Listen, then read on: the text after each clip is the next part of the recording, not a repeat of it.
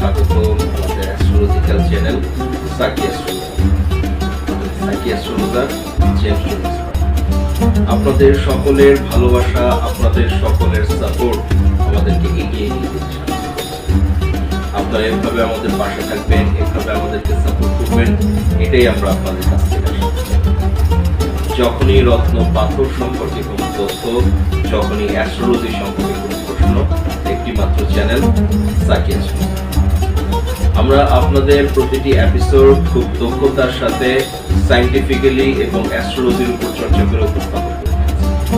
আপনারা যেন জ্যোতিষের সকল ভ্রান্ত ধারণা থেকে বের হয়ে এসে স্বাচ্ছন্দ্য করে একটি জীবনে উপনীত হতে পারেন, এটাই আমাদের প্রচেষ্টা।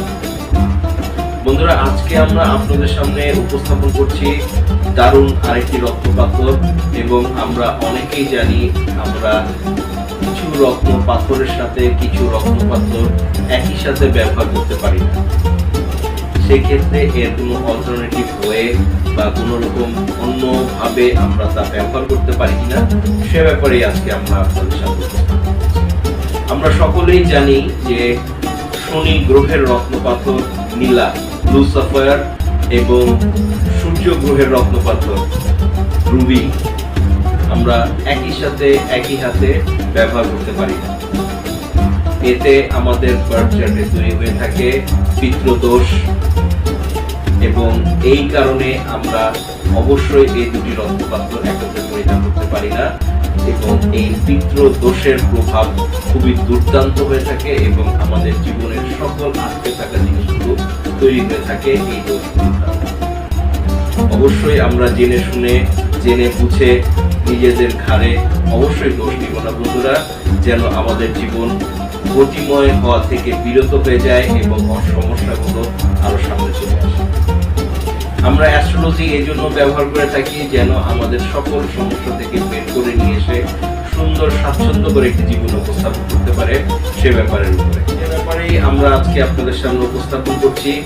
আমাদের বার্থ চার্টে যদি শনি গ্রহটি অবশ্যই কারক গ্রহ হয়ে থাকে, এর প্লেসমেন্ট খুবই ভালো জায়গায় হয়ে থাকে, উচ্চস্থ হয়ে থাকে, তবে শনি গ্রহের রত্নপাথর ব্লু সাফায়ার আমরা ব্যবহার করব।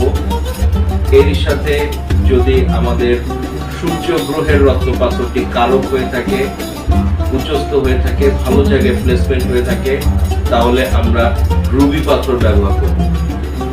কিন্তু আসলে দুটি রত্নপাথর একত্রে ব্যবহার করা আমাদের জন্য ঠিক হবে না।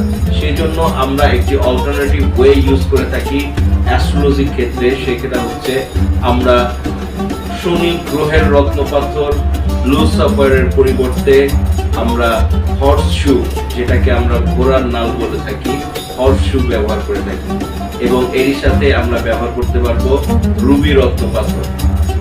রুবির সাথে হর্স শু এবং রুবি একত্রে আমরা পরিধান করলে আমাদের যেই দুটি গ্রহ কারক, শনি গ্রহটি কারক এবং রবি গ্রহটি কারক হয়ে থাকে, তবে সেক্ষেত্রে এই দুটি ব্যবহারে আমাদের দুর্দান্ত রেজাল্ট চলে আসবে। সকল বাধা বিপত্তি থেকে দূর করে আমাদের সামনে এগিয়ে নিয়ে যাবে। আমাদের বার্থ চার্টে কখনোই তৈরি হবে না পিতৃদোষ। হ্যাঁ বন্ধুরা, আমরা অবশ্যই কালো ঘোড়ার নাল হর্স শু, যেটাকে আমরা বলে থাকি, আমরা এটাকে পরিধান করে থাকবো অবশ্যই মিডল ফিঙ্গারে, এবং সূর্যের রত্নপাথর রুবি অবশ্যই আমরা গোল্ডে ধারণ করে থাকবো আমাদের রিং ফিঙ্গারে। অ্যাস্ট্রোলজি আপনাদের সকল দুঃখ দুর্দশা থেকে বের করে নিয়ে এসে স্বাচ্ছন্দ্য করে একটি জীবন উপনীত করে থাকবে ইনশাআল্লাহ। আপনারা যদি আমাদের দ্বারা আপনাদের বার্থ চার্ট অ্যানালাইসিস করতে চান অথবা আমাদের মাধ্যমে রত্নপাথর ক্রয় করতে চান, অবশ্যই স্ক্রিনে দেওয়া টেলিগ্রামে নক করুন অথবা মেইল অ্যাড্রেসে নক করুন এবং প্রসিডিউরের আশা করুন। আশা করি আপনাদের সকল অ্যাস্ট্রোলজিক্যাল সমস্যা আমরা দূর করে থাকবো, আপনারা বিশ্বের যে প্রান্তে থাকুন না কেন। এভাবেই আমাদের পাশে থাকবেন, এভাবেই আমাদের সাথে থাকবেন। আজ এই পর্যন্তই। Have a nice day.